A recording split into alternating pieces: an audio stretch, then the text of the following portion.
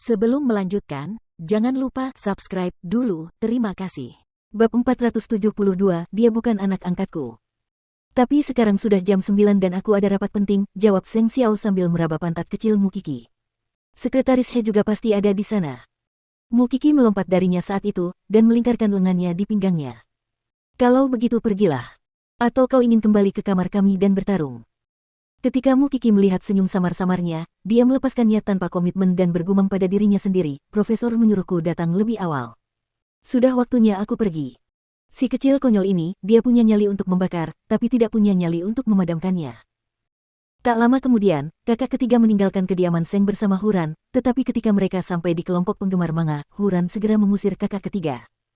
Adik kecil, kamu bisa bermain sendiri. Datanglah 2 jam kemudian untuk menjemputku. Aku harus menemanimu ke sini. Tidak perlu. Aku tidak ingin ada yang menggangguku saat aku menggambar, kau bisa pergi bermain. Huran berharap kakak ketiga dapat memanfaatkan momen ini untuk bertemu kekasihnya. Itulah sebabnya dia segera menutup pintu setelah memasuki ruang tamu. Kakak ketiga tidak mengikutinya masuk seperti yang diharapkannya, tetapi ia duduk di bangku di luar ruangan. Dengan pohon besar yang menghalanginya, Huran mengira bahwa ia telah pergi. Kakhu, malu. Semua orang bilang kamu tidur dengan seorang pria dan akan melahirkan anak yang konyol. Huran tercengang, tampaknya bahkan anak sekolah dasar tahu bagaimana menggoda orang lain dengan hal-hal seperti itu akhir-akhir ini. Tetap saja, karena tidak mau mengkritik anak-anak, Huran mundur ke sudut, tetapi kedua anak itu tidak kenal ampun, dan menyiramkan cat warna padanya. Dasar bodoh. Ibu bilang kamu sekarang sudah berusia 20 tahun, dan kamu masih menggambar manga dengan anak-anak.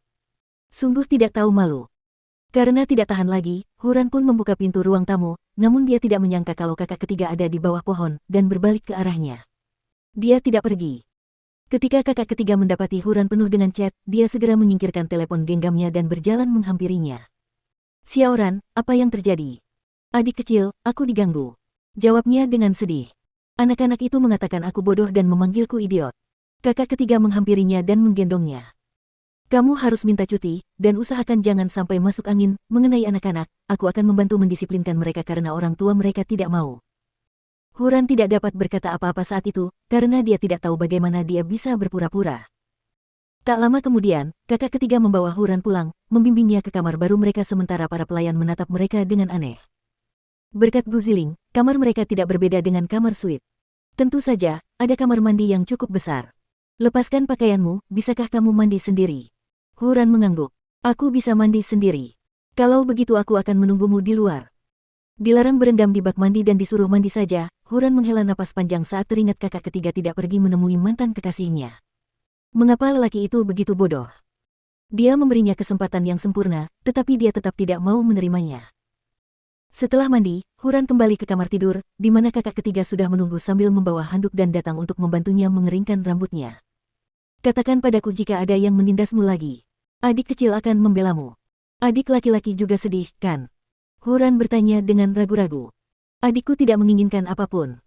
Namun, sikap apatisnya terhadap semua itu membuatnya tidak menginginkan apapun.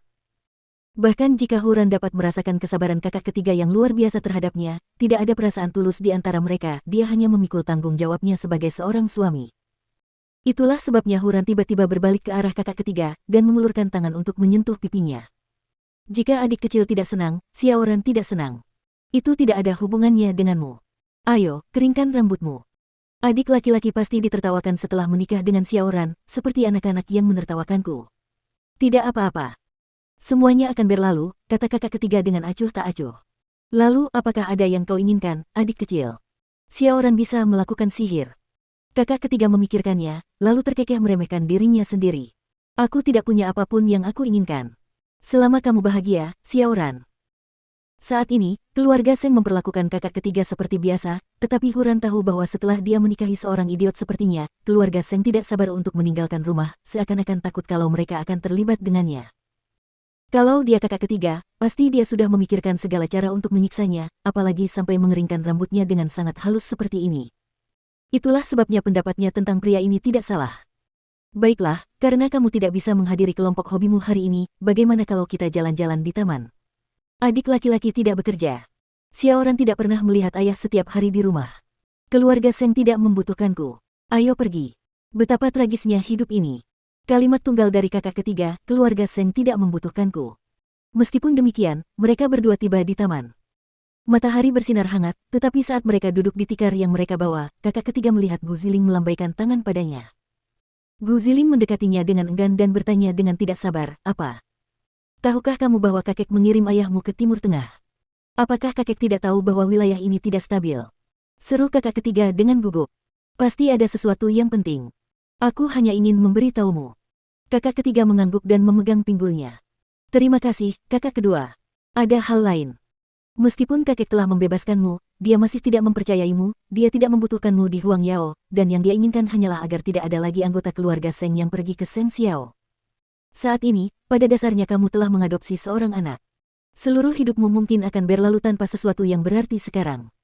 Kakak ketiga menoleh ke arah Huran, yang sedang asyik bermain di kejauhan.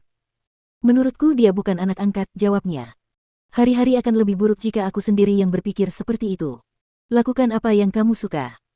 Alasan terpenting kakak ketiga tetap tinggal bersama keluarga Seng adalah agar Seng tua tidak menyusahkan orang tuanya. Namun, dia tidak menyangka bahwa lelaki tua itu tidak akan mengampuni mereka meskipun dia tetap tinggal.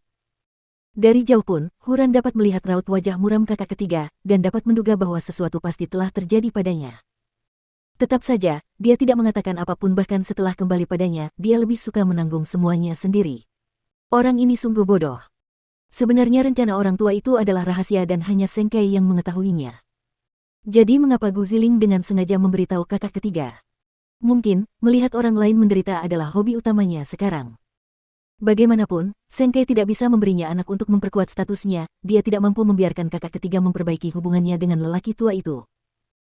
Bahkan jika anak Huran juga melahirkan seorang yang setengah tolol, ada kemungkinan anak itu akan lahir sehat dan karenanya menerima bantuan lelaki tua itu.